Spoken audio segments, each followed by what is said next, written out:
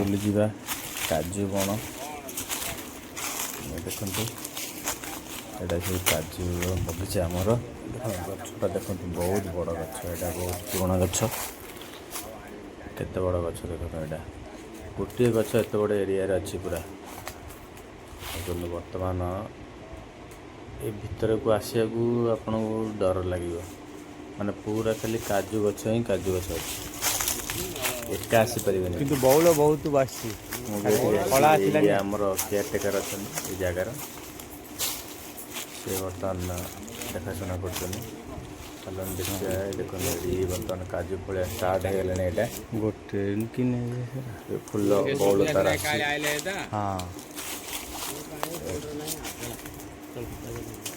ସବୁ ପୁରା ଗଛ ସବୁ ଜାଗାରେ ବଉଳ ଆସିଛି। ମୁଁ ବହୁତ ଜାଗ୍ରତ ଯିବାକୁ ପଡ଼ିବ ଏ ଭିତରେ। ପୁରା କାଜୁ ବଣ ସବୁ ଜାଗାରେ ଚାରିଆଡ଼େ, ବହୁତ ବଡ଼ ଜାଗା ଭିତରକୁ ଆପଣ ଆସିଲେ 2-3 ଜଣ ହିଁ ଆସିବେ, ଏକୁଟିଆ ଆସିବାକୁ ଡର ଲାଗିବ।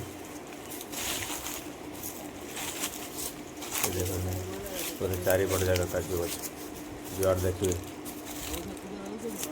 ଇଏ ମୋ ସାନ ଭାଇ, ମୁଁ 2 ଜଣ ଆସିଥିଲୁ ବୁଲିବା ପାଇଁ। ଆଉ ବର୍ତ୍ତମାନ ସିଏ ଆମର କେୟାରଟେକର ଅଛନ୍ତି, ସିଏ ଦେଖୁଛନ୍ତି। ରାସ୍ତାରେ ଆସିଲେ ଛୋଟ ଛୋଟ ଲେମ୍ବୁ ଗଛ ଗୋଟେ ଅଛି, ଛୋଟ ଲେମ୍ବୁ ପାଣି ବାହାରି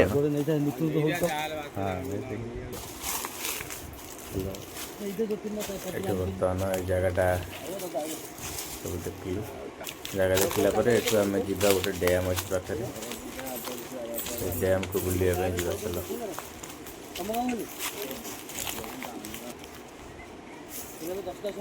ওই হুঁকাই ଚାଉଳ ପଚାଶ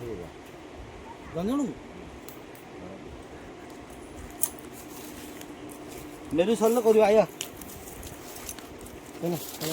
ଦେଖନ୍ତୁ ଚାଲ ଏପଟେ ବର୍ତ୍ତମାନ ଦେଖ ଆସିଗଲୁ ଡ୍ୟାମ୍ ସାଇଡ୍। ଇଏ ହେଲା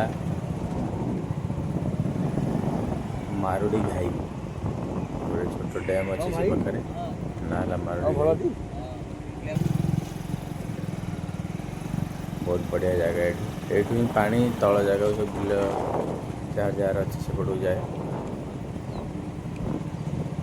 ବର୍ଷା ଦିନେ ପୁରା ଭରିଯାଏ ଏ ଡ୍ୟାମ୍ଟା। ଚାରିପଟେ ଏପଟେ ପୁରା ପାଣି ଭର୍ତ୍ତି ଅଛି ଡ୍ୟାମ୍ର। ଆଉ ଗୋଟେ ସାଇଡ୍ ତାର ଡ୍ରେନେଜ୍ ସିଷ୍ଟମ୍ ଅଛି। ଏପଟେ ଦେଖନ୍ତୁ, ଏପଟେ ସବୁ ପାଣି ବାହାରେ ଡ୍ୟାମ୍ର, ଏଇଟା ବାହାରକୁ ଯିବା ପାଇଁ। ଏପଟେ ଯିବା ପାଇଁ ଡ୍ୟାମ୍ରେ ଏପଟେ ସବୁ ବାହାରକୁ ପାଣି ଯିବା ପାଇଁ।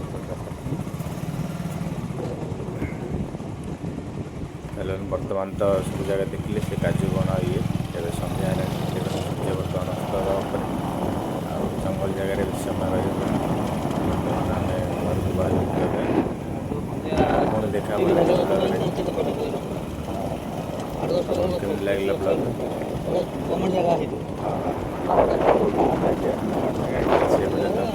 Bye bye.